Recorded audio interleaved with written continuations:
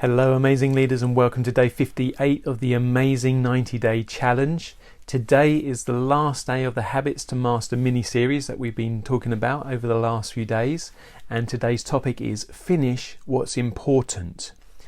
So with that in mind, I wanted just to remind you that you can't keep adding things to your plate. You have to decide sometimes what's important and what's not. So I've got some different things that we're going to go through here just to help you to decide on what is important so that you can make sure that you finish those things. Because often we start things and sometimes other things come into our lives where we get distracted, or a crisis happens or something, and we forget what to do that's most important in our lives because other things appear bigger or seem more time consuming than potentially they really are. So focus on some of these things moving forward, and hopefully that will help you to finish what's important. So the first thing is, where do you personally, where do you get your best ROI, your return on investment? And that can be investment in time or money or energy or hours awake, whatever it might be. But where is that from? What do you have to focus on to get the best results? And if you start there and think about those things, that's going to really help you to make sure you're focusing and finishing what's important for you. And by that, then the other people around you as well. Your friends and families will get the best from you. Your business and organization will get the best from you. Your customers and clients will get the best from you because you're focusing on what is giving you the best return on your investment. And then that will give them the best return on their investment as well by being around you and surrounded by you as well. To help with that as well, here's another little tip. What are the things that only you can do? Now, this should be a very small list, but a really important one. What are the things that only you can do in your household, in your work, with your friends, in your hobbies, all those different things as well. But there's certain things that only you can do. That's why you're there. That's what you do, and you bring and you add value to that situation.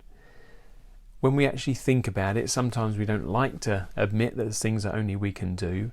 But when we think about it, there are a few things that we really add value to that relationship, whether it's a personal one or a business one. And I want you to think about it and maybe even write them down today if you can. And often we don't like doing that. We don't like turning the spotlight on ourselves. It's very easy to do it for others. So sometimes you can do that. You can ask people around you, what do you think are the things that only I can do? What do you think I bring to the table that gives the best return on investment for this relationship, whatever that might be?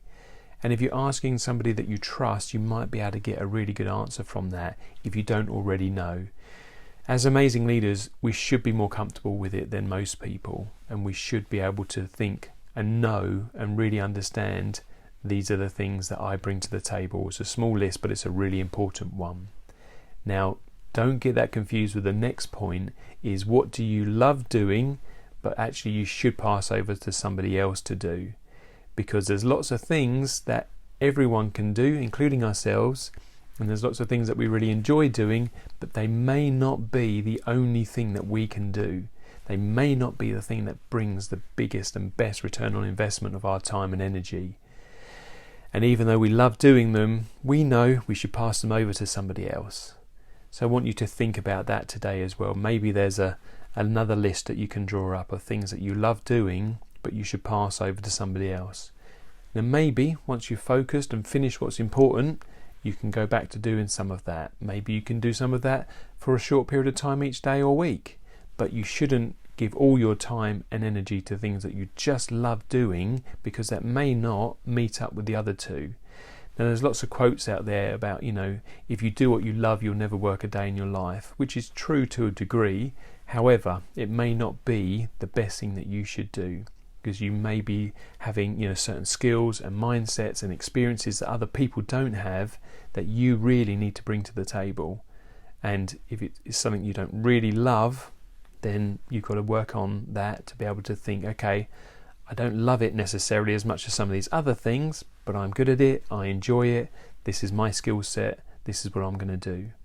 So think about what it is you love doing but you should pass over and delegate to somebody else. Chances are they're going to be better at it than you. but you just love doing it, so you're holding on to it. So you've got to be really honest with yourself here. Now, don't stop just because things get difficult. So many times in history and in life we see that people stop just before that breakthrough moment. It's a bit like running the 100-meter dash, and you see people giving up before they get to the line, rather than just trying to run through that 100-meter line.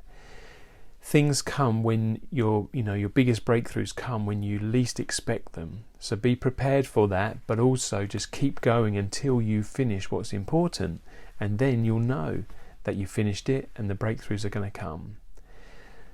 And whenever that has happened to me personally, I look back and think, wow, I didn't think I was that close to it. It felt like it was a lot further away. It felt like it was more difficult than actually it was at that time. But then all of a sudden something happens and it's finished and you're ready to go, and it's like, wow, we're here. I wasn't expecting that. So keep going.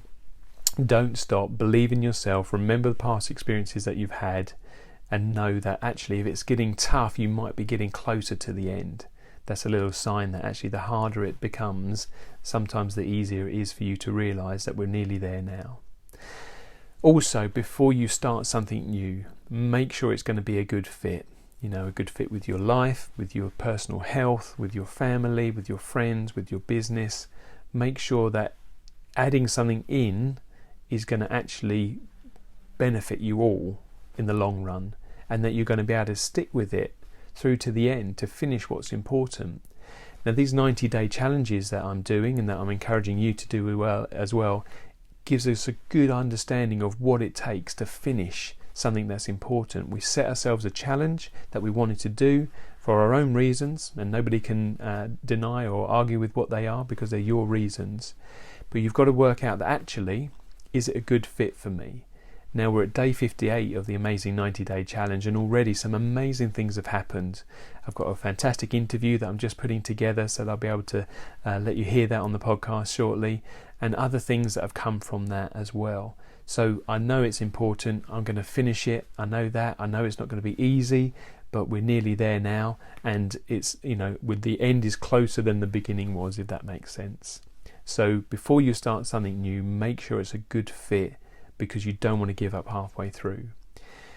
What you can also do as well, and this is something that came out of this Amazing 90-Day Challenge, is to set yourself an amazing 3D goal to help you stay focused till it's finished. And just to remind you, the 3 Ds are a dream that you've got, or a desire. That's the first D. Then you write a description, or you define it really well so that everyone knows what you're talking about. That's the second D. And the third D is to put a date by it, or a deadline of when you want to complete it by. They're the 3 Ds. And if you do that with something that's important, then it's going to help you to finish it, because you know that the end is going to be coming soon, and you've got a deadline that you must hit and you must achieve, because it's what you promised yourself you do at the start. Again, that's where these Amazing 90-Day Challenges are so important, and so fit in with the Amazing 3D Goals, is because it's got those 3 elements to it. It was a dream to do 90 podcasts in 90 days. It was easily to define so that everybody knew what I was doing, and it had a date by it, a start date and an end date, 90 days after the first one. So whatever it is that you're doing, whatever it is that you're focusing on right now, make sure you finish what's important, because it will stand you in good stead in life.